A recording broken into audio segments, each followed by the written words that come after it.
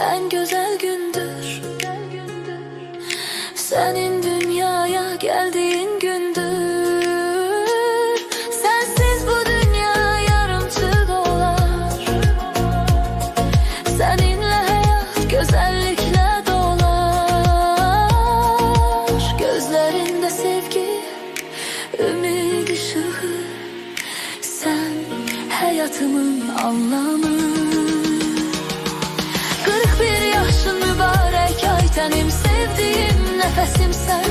En güzel arzum, tek dileğim sen. Kalbim yalnız senindir. Bu sevgi ömürlük, ebedidir.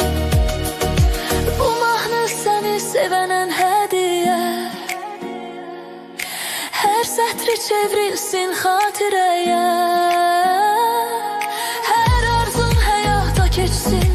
Gülüşün yaz kimi heç sönməsin. Ay tənim